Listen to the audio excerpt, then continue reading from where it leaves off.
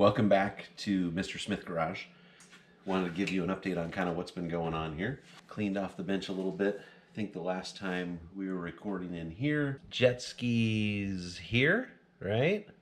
Still have Jack over there. Jet skis were here. I was working on pulling the motor out, basically to work on an oil injection problem. I posted that first section of the oil injection problem out on website. Got a couple of pieces of feedback from the YouTube channel, but also from a Sea-Doo two-stroke group that I'm on. And I think what I found on that is that as I pulled off the carburetors, I think I showed you that, and then I was going to dig in and pull the whole motor out. Started to do that, got it basically all the way off. I didn't do any kind of filming on it. Found that the cable that runs from the carburetor over to the oil injection system was not actually engaged on the oil injection pump.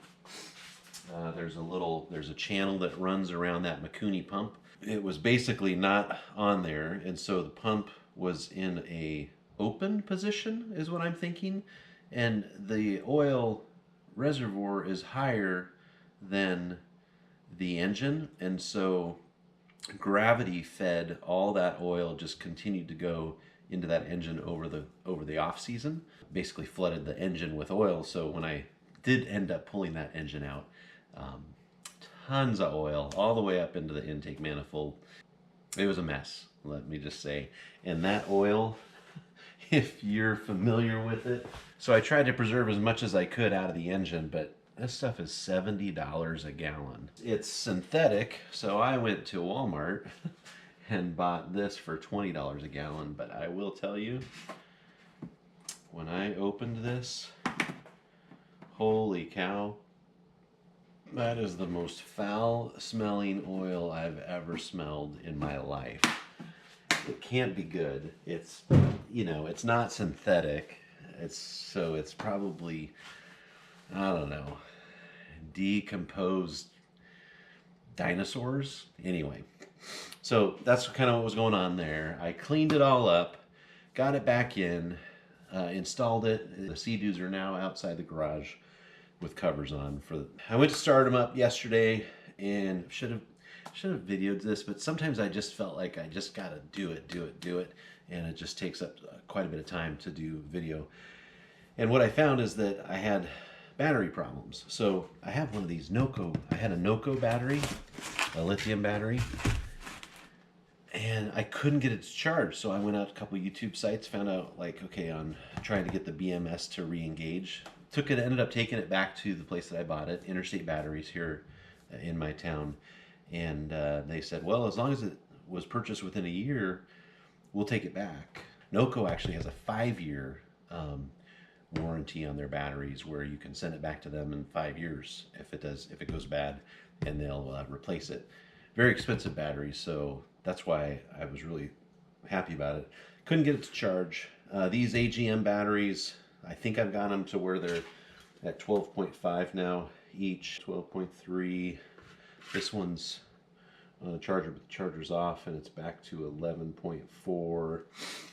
So just not the same as these lithium batteries. So they gave me a new battery. So they replaced my battery with a new one. And so I'm going to pull it out right now, actually test it, see what it's reading. I was so excited because, I'm telling you, I'm going to buy another one of these. Even with the price that they are, it's just ridiculous how much lighter they are. 12.8 volts, 12.9. Super excited. So I'm going to put that in the Sea-Doos probably tomorrow, and see if it fires right up, which it should. I'm going to tape that receipt onto the side of it. They want you to keep the receipt to be able to return it. If I stick it in something and tape it to the side, it will always be on the battery, right? And I would recommend some of you to do the same. If you have a tendency to not keep receipts and you need it for something, find my tape.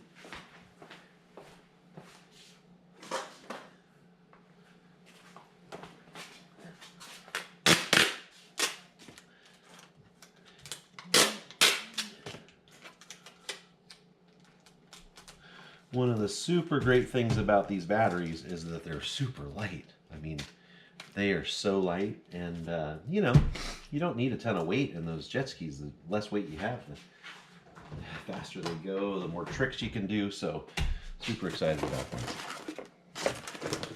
NOCO battery unboxing. So what I thought I'd do today is we're gonna work on the Porsche. So I'm gonna take the top off here. So one of the things that's going on here is my door handle doesn't work. I've had this problem before and I fixed it, and it worked for about, I don't know, 4 months. Down in here, pretty difficult to take out, so I figured why not go through that process with you. So we're gonna do that. I'm gonna set up and then we'll start doing the door here. All right, welcome back. So it's been a while since I've done this, so I'm not quite sure what tools I need, but I'm pretty sure I need a Phillips screwdriver. Yeah. And we have, if you haven't gotten into the doors before, it's not super hard, but there's some screws down here on the bottom of this that we're going to take off.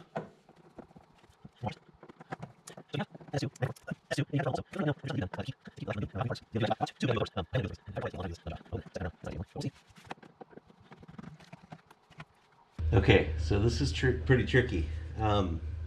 So what I've got is I got this off now. There's 4 pieces on the back here that you want to carefully pop out so that you don't pop them out wrong and damage your door frame. And then there's a screw around the speaker, and then behind the door handle, and then there's 3 under here. This is kind of a hook piece. I'll try and show you this. See how that goes right there? That actually hooks right on the door here, so that it gives it some support also for the door frame. So there's quite a few pieces in there that that do the work to keep this on. Okay, but basically we need access back into here. So last time I think I took the window out, but I don't think you have to take the window out. So let's see if we can find where that ball socket piece is in here. And if it just dropped, you can see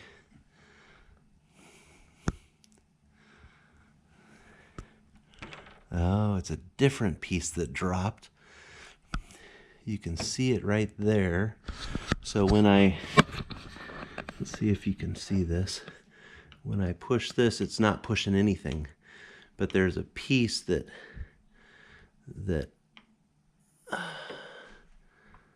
makes it work. So we're gonna take the door handle off next, okay? Okay, I think I have figured this out. So I'm gonna try and point here. So down here, or here, this is on the handle, it's a hole that a roll pin would go in. And at the bottom of this piece, that roll pin would go right through here, and it would hold it on there, and then when you move the lever, it actuates this piece here, which then actuates the lever that goes down to open the door. So what I did, I went and bought some roll pins. So now I just need to basically cut a roll pin that's the size that'll go through both of these and pivot on this one. And that's it. Stick that in there. Hopefully that'll work.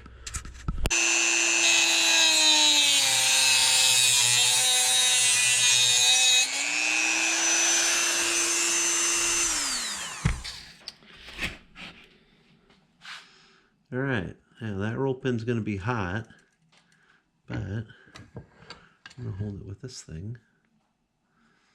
Okay, let's go see if we can make this work.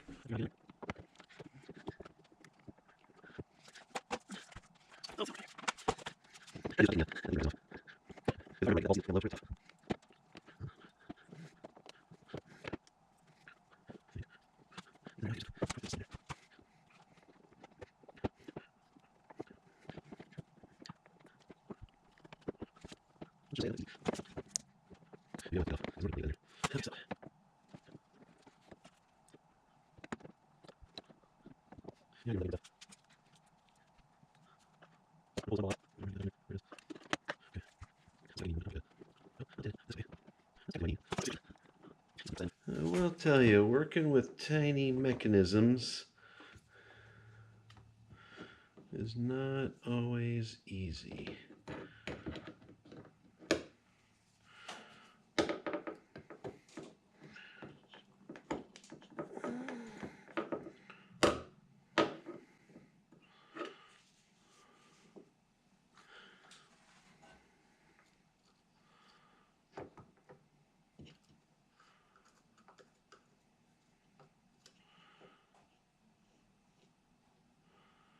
Okay, I think I'm going to try one more thing.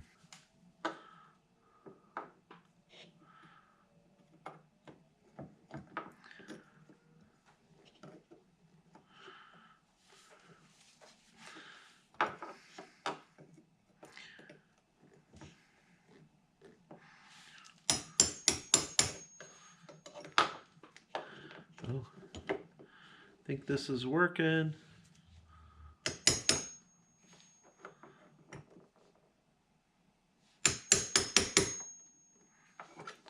It went in a little bit.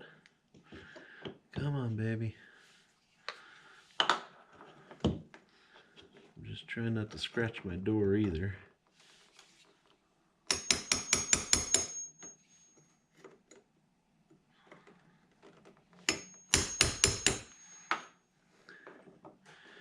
That is going in there.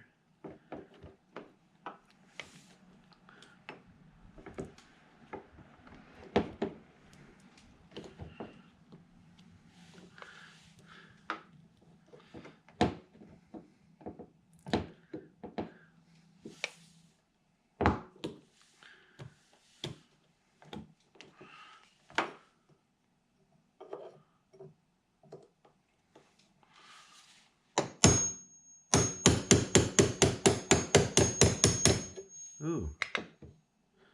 Now I just got to make sure that it's loose enough to be able to roll that mechanism. Oh yeah, it is. So that works. Now I just got to be able to get that little ball thing hooked back up. So let's see how that was in there. Got to find it first. See if I can get it back up, because it pops right back down on this little ball right here. There's a plastic piece that pops right onto this ball.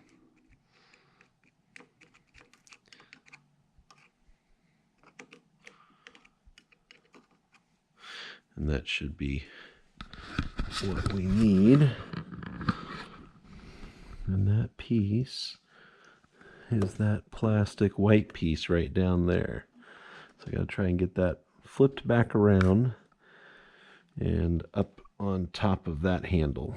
See what we can do. All right, so got a piece of baling wire. We'll see, I don't know. Just thinking that I basically have to get down in here and fish it, but it has to come towards me. There's no room to go away from me. Okay. Oh, it's there. It's right there. And I don't want to lose it. Let's see here. Let's stick this in here so I don't lose it, because it's right there.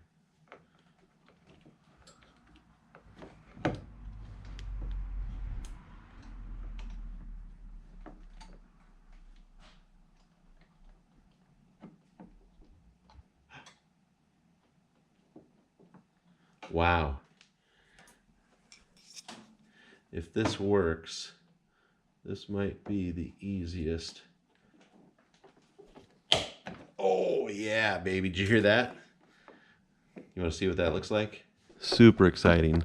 So I'm going to point to this so you can see what we're looking at here. So this piece had to flip around towards me up here, get on that ball, and then I pushed it with a screwdriver to pop it on there. I've got the roll pin in between this mechanism, and it hammered it through so that it stuck on the other side of that. I should be able to put this door back in. It should work. Let's see.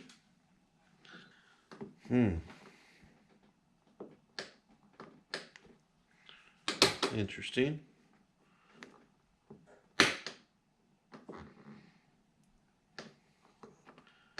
Doesn't feel like it wants to push it all the way. Okay, here's what we're going to do. I'll put the screw in first because might be why it popped off of there. It's just too hard.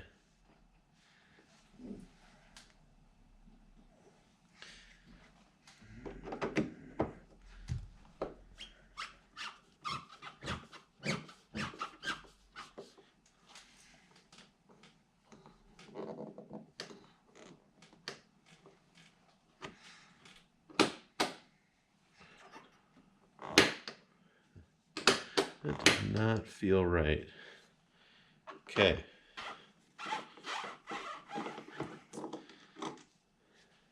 Doesn't feel right. The handle should open more. So, let's see what's going on here.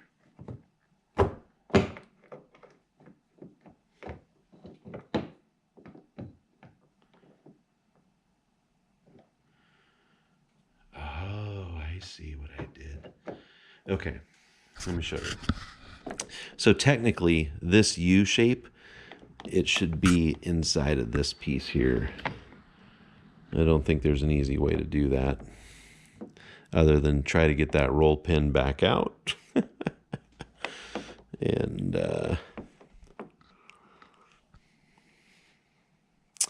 reset it different spot. Okay. Let's see how we're going to do that.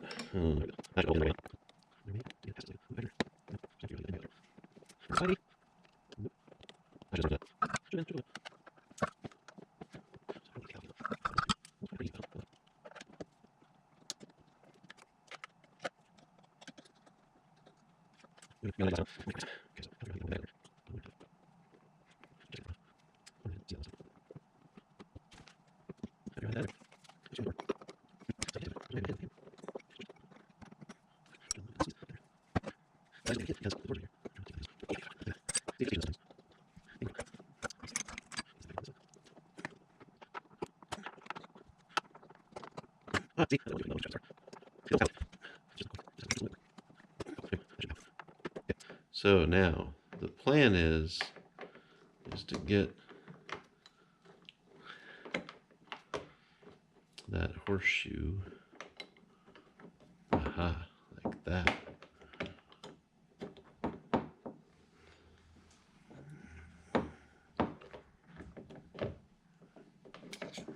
So now the horseshoe is in there. Got to figure out how to get this roll pin back in there now with the horseshoe in there.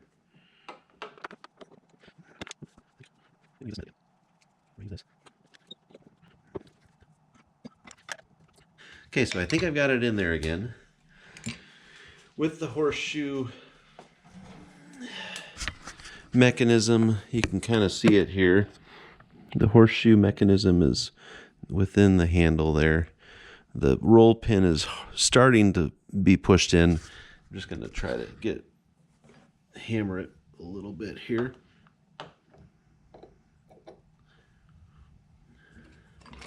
Once again, trying to be careful of my paint.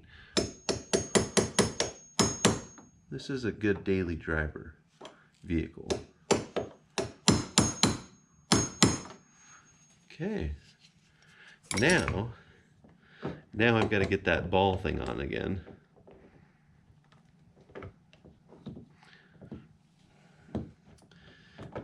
And it's all going to happen in the door here. I'm going to show you once again just what I'm working on. So see that little steel ball? I got to get that little plastic white piece to flip around, hop on top of that ball, and then snap it in place. No problem, right?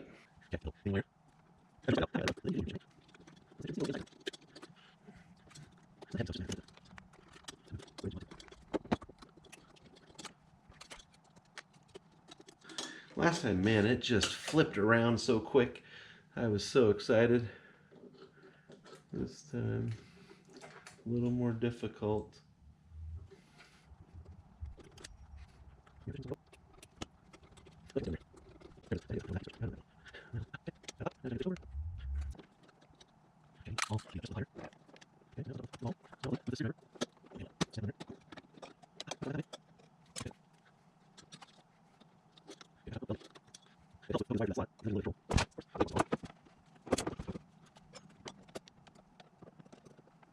Okay, I think I've got it in a place where, oh, so close, so close. The days that you need 3 hands, right? The days that you need 3 hands.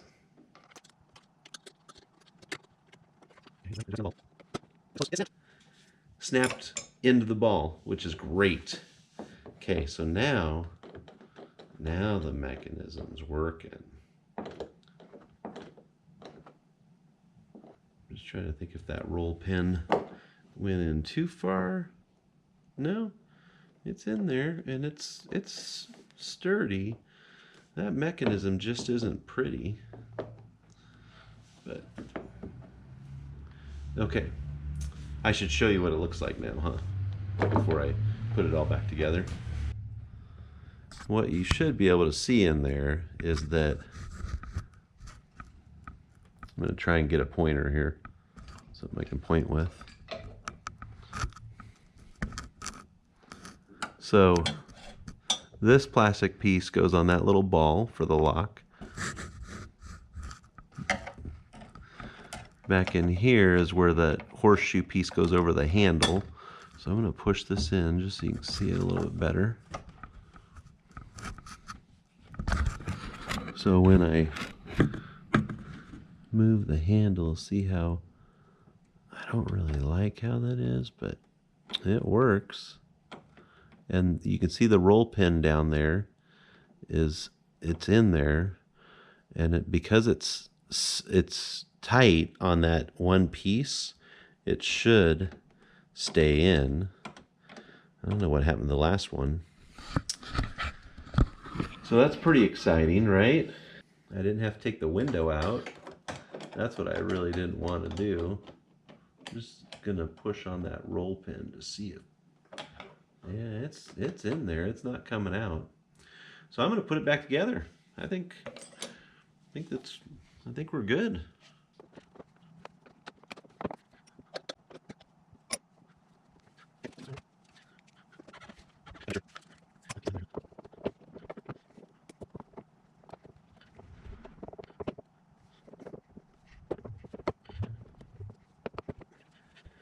Sits in there pretty delicately. Like, you know, there's a little bit back and forth. It's these Germans, man, they did a great job putting this thing together. Let me just tell you that.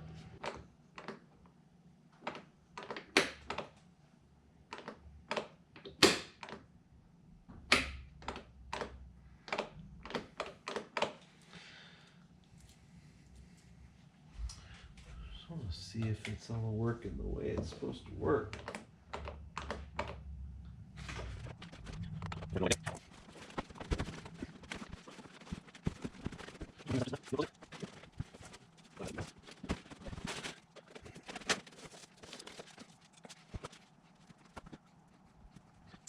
So these black door molding pieces are the exact same pieces that are on my 1981 and 82 Vanagon. Same pieces.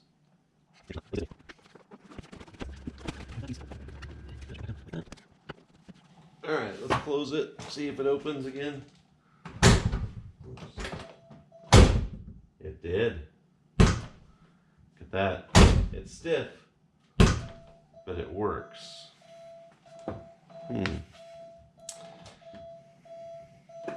And I'm trying to think if that's the way it was last time. Oh, my key must be in the ignition, huh? Okay, we're gonna put this bad boy back together.